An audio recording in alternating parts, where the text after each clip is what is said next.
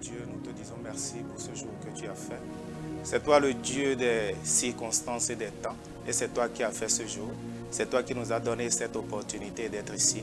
Nous bénissons ton nom dans le nom puissant de Jésus. Nous prions, éternel Dieu Tout-Puissant, toi qui nous as donné la vie à chacun de nous en ce jour et qui a gardé cette vie en nous, éternel Père, nous te disons merci infiniment. Et nous prions, éternel Dieu, qu'à travers cette émission, à travers ta parole de ce jour, que tu touches les vies, que tu transformes les vies et que tu donnes un sens à la vie de chacun de nous, éternel Père, pour ta gloire dans le nom puissant de Jésus. Chers téléspectateurs, je vous dis bonjour dans le précieux nom du Seigneur Jésus-Christ. Ce jour, le thème de ce jour s'intitule « Il n'a pas encore dit son dernier mot » parce que dans ta vie, il ne l'a pas encore fait. Son dernier mot reste à venir. Et le texte qui va soutenir ce thème ce matin sera tiré du livre de Luc 7, 11 à 15. Je lis dans le précieux nom du Seigneur Jésus-Christ. Le jour suivant, Jésus alla dans une ville appelée Naïm. Ses disciples et une grande foule faisaient route avec lui. Lorsqu'il fut près de la porte de la ville, voici on portait en terre un mort, fils unique de sa mère, qui était veuve. Et il y avait avec elle beaucoup de gens de la ville. Le Seigneur l'ayant vue, fut ému de compassion pour elle et lui dit, « Ne pleure pas. » Il s'approcha et toucha le cercueil. Ceux qui le portaient s'arrêtaient. Il dit, « Jeune homme, je te le dis, lève-toi. » Et le mort s'assit et se mit à parler. Jésus le rendit à sa mère. Amen. C'est la parole de Dieu pour nous ce jour. La Bible nous dit dans ce texte que le Seigneur Jésus-Christ était allé dans une ville qui s'appelait Naïm. Et dès qu'il entra dans la ville, il voya qu'on voulait enterrer un mort. Et ce mort, c'était le fils unique d'une femme. Je veux bien qu'on comprenne un peu le contexte. Voilà une femme qui a marié un monsieur, qui est son mari, et qui a eu un fils. La Bible dit que celui qu'on devait mettre sous terre est son fils unique. Cela veut dire qu'elle n'a pas eu un autre enfant. Elle a sûrement cherché. Elle a sûrement cherché par tous les moyens. Elle n'en a pas eu. La Bible précise dans le texte que cette femme était une veuve. Cela veut dire qu'à un certain moment, elle a perdu ce mari. Celui-ci qui elle comptait pour avoir d'autres enfants. Elle a perdu.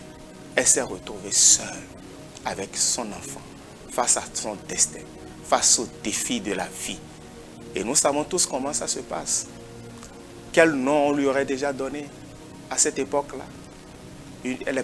On l'a peut-être appelée sorcière. On lui a peut-être donné des noms et des noms.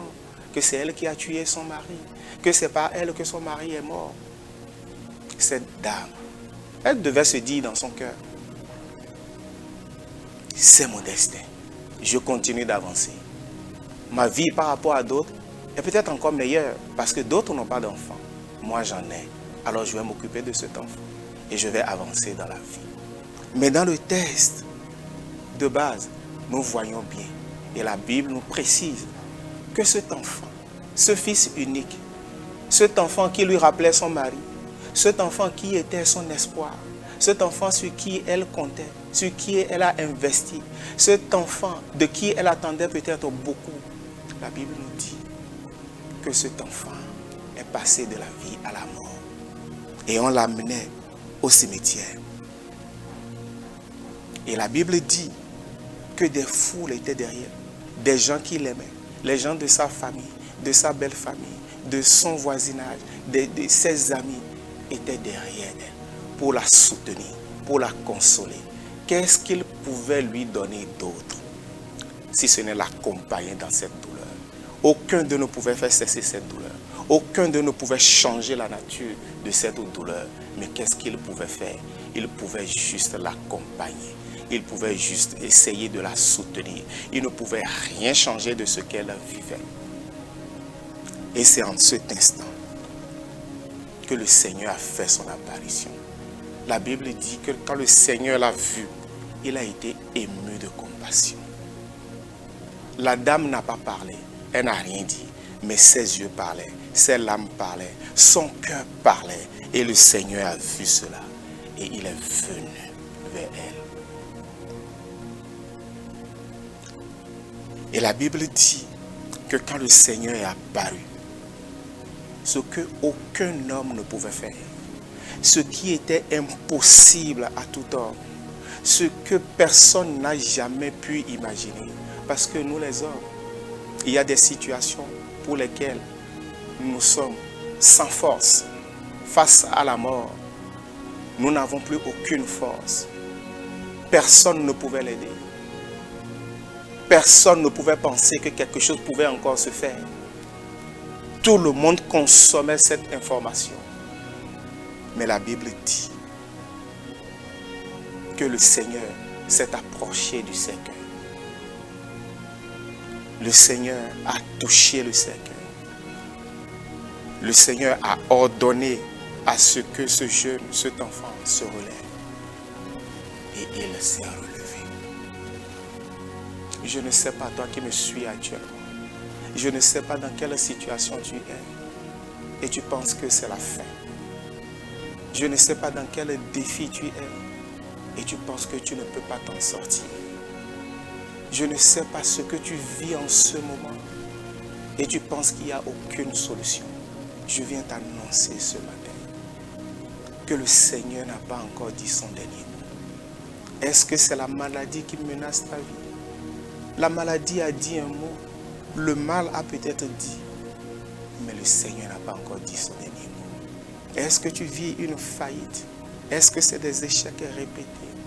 Est-ce que c'est des problèmes matrimoniaux dans ton foyer? Est-ce que c'est des attaques? Qu'est-ce que c'est? Est-ce que c'est la mévente? Est-ce que c'est la situation économique que nous vivons actuellement?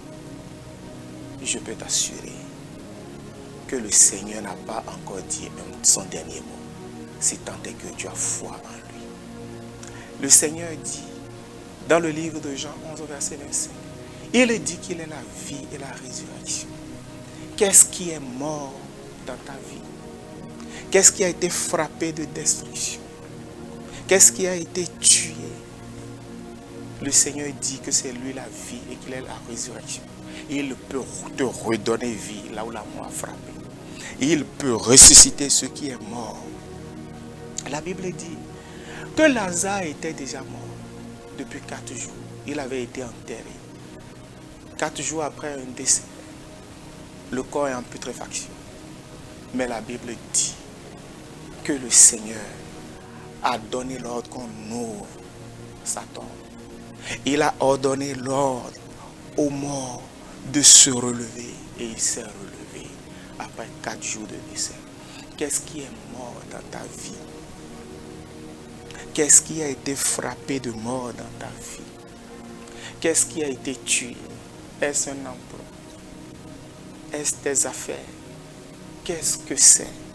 Si le Seigneur a pu ressusciter ce jeune qui est mort, si le Seigneur a pu redonner vie à quelqu'un qui est mort il y a 4 jours, qu'est-ce qu'il ne peut pas faire dans ta vie? Je viens ce matin pour te redonner la force, pour te dire que le Seigneur peut encore le faire. Cette dame qui a perdu son enfant, elle avait tout perdu selon elle. Cette dame, l'histoire était en train d'écrire quelque chose la concernant et quelque chose de négatif. L'histoire allait retenir qu'elle avait perdu son mari, qu'elle a perdu aussi son fils. Et dans ce cas, qu'est-ce que nous avons l'habitude de dire? Qu'il y a quelque chose dans sa vie qui ne va pas. Que le problème vient d'elle.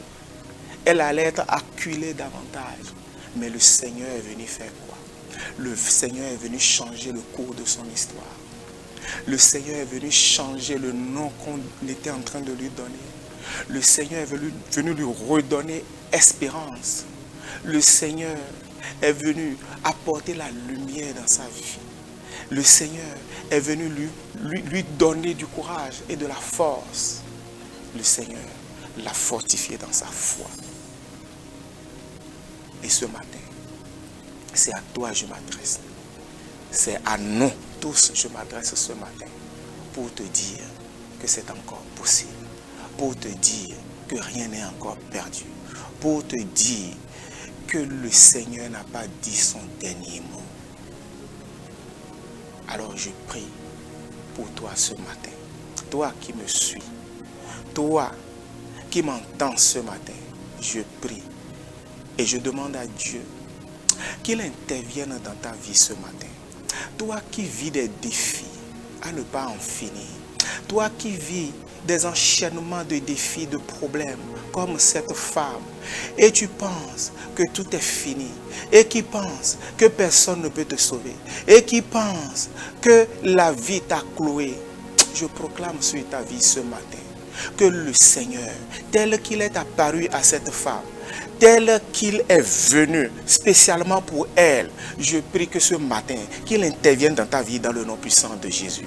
Je prie et je demande à Dieu que quel que soit le souci que tu vis, les défis que tu vis, quel que soit ce qui te fait couler les larmes dans le secret, sans que personne ne sache, je prie que ce matin, le Seigneur, intervienne dans ce défi, qu'il vienne et qu'il efface tes larmes dans le nom puissant de Jésus. Je prie, oui, parce que je crois que cette femme, en voyant son fils se relever, j'imagine sa joie. Je prie et je demande à Dieu que la joie, qui était la joie de cette femme, la joie qui a inondé cette femme en voyant son fils unique mort qui a été ressuscité, je prie que en ce jour, que cette joie soit tienne dans le nom puissant de Jésus.